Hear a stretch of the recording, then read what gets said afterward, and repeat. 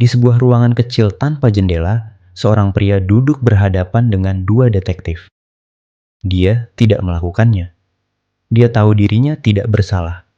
Tapi kurang dari 1 jam kemudian, dia akan menandatangani sebuah pengakuan dosa yang tidak pernah dia lakukan. Ini bukan fiksi. Ini telah terjadi ribuan kali di ruangan-ruangan seperti ini di seluruh dunia. Dan alasannya adalah sebuah teknik 9 langkah yang begitu efektif, sehingga bisa membuat orang yang benar-benar tidak bersalah percaya bahwa dirinya bersalah. Ini adalah teknik READ, dan di akhir video ini, kamu akan mengerti persis bagaimana cara kerjanya dan kenapa itu begitu berbahaya. Teknik ini pertama kali dikembangkan pada akhir tahun 1940-an oleh John E. Reed, seorang mantan polisi yang juga ahli poligraf asal Chicago. Awalnya, metode ini dirancang untuk membantu penyidik membedakan mana tersangka yang jujur dan mana yang berbohong. Namun, dalam praktiknya, teknik ini berkembang menjadi jauh lebih dari sekadar alat deteksi kebohongan.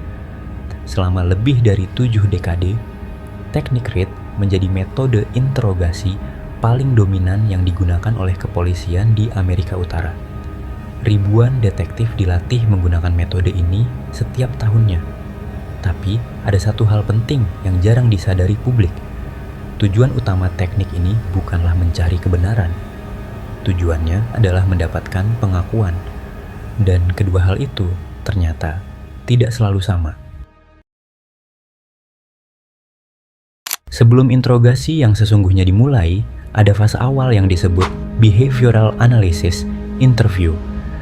Wawancara yang terlihat santai dan tidak menuduh. Disinilah penyidik mengamati bahasa tubuh, pola bicara, dan reaksi emosional subjek terhadap pertanyaan-pertanyaan tertentu. Ruangan biasanya dirancang secara spesifik, kecil, minim gangguan visual, tanpa jam dinding, membuat subjek kehilangan sense of control atas waktu dan ruang. Subjek diisolasi dari dunia luar, dari dukungan sosial, bahkan dari kepastian mengenai berapa lama proses ini akan berlangsung. Yang menarik dan kontroversial adalah klaim bahwa penyidik bisa membaca kebohongan dari bahasa tubuh, kontak mata yang terlalu sedikit atau berlebihan, posisi duduk yang berubah, tangan yang gelisah.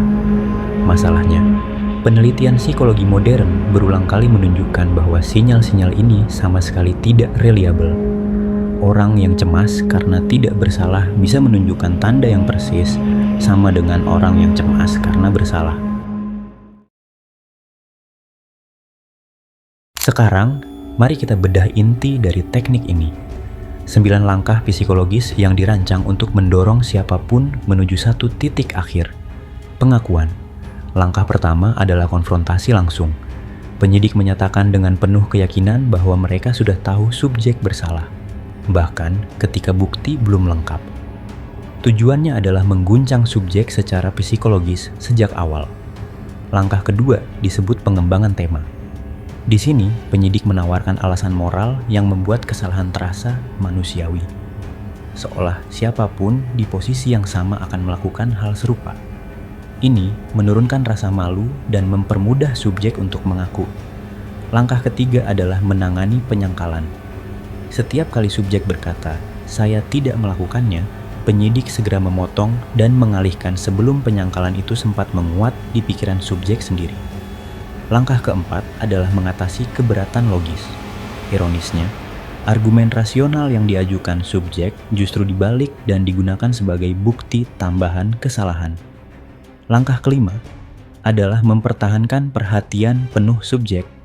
Penyidik mendekatkan jarak fisik, menyebut nama subjek berulang kali, menciptakan tekanan psikologis yang intens dan personal. Langkah keenam adalah menangani keheningan atau pasivitas. Momen ketika subjek berhenti melawan secara verbal. Bagi penyidik terlatih, momen sunyi ini adalah tanda bahwa pertahanan psikologis subjek mulai runtuh. Langkah ketujuh adalah menyajikan alternatif. Subjek diberikan dua pilihan yang sama-sama mengasumsikan kesalahan. Bedanya hanya pada bingkai moral. Bukan apakah kamu melakukannya, tapi apakah ini direncanakan atau terjadi karena emosi sesaat. Kedua jawaban sama-sama berujung pada pengakuan. Langkah ke-8 adalah membawa pengakuan itu masuk ke dalam ruangan secara verbal. Momen ketika subjek akhirnya mengucapkan kata-kata pengakuan untuk pertama kalinya. Dan langkah ke-9 adalah dokumentasi, mengubah pengakuan verbal itu menjadi pernyataan tertulis yang ditandatangani, mengunci semuanya secara hukum.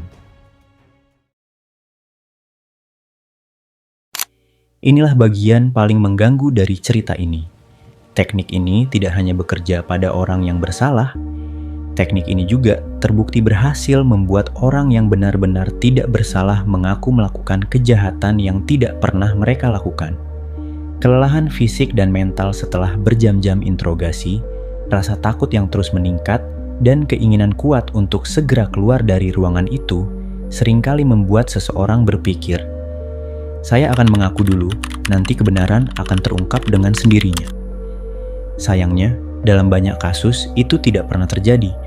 Beberapa kasus pengakuan palsu yang dihasilkan dari teknik ini baru terbongkar bertahun-tahun kemudian, setelah bukti DNA menunjukkan bahwa orang yang mengaku sama sekali tidak terlibat. Temuan-temuan inilah yang mendorong sejumlah lembaga penegak hukum, terutama di Inggris, mulai beralih ke metode alternatif bernama PEACE, sebuah pendekatan yang tidak menuduh dan lebih berfokus pada pengumpulan informasi dibandingkan memaksa pengakuan. Yang membuat semua ini semakin mengkhawatirkan adalah kenyataan bahwa teknik ini tidak hanya hidup di ruang interogasi. Versi yang lebih halus dari struktur psikologis yang sama muncul di tempat-tempat yang tidak kamu duga. Dalam teknik penjualan yang agresif, dalam hubungan yang penuh manipulasi, bahkan dalam evaluasi kinerja di tempat kerja. Begitu kamu memahami struktur dasarnya, kamu akan mulai melihat pola ini di mana-mana.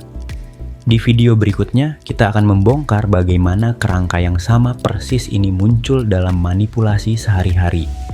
Jenis manipulasi yang mungkin sedang kamu alami sekarang tanpa kamu sadari sama sekali. Jangan lewatkan video berikutnya. Subscribe sekarang dan tonton video terkait tentang taktik manipulasi yang sudah kami bahas sebelumnya.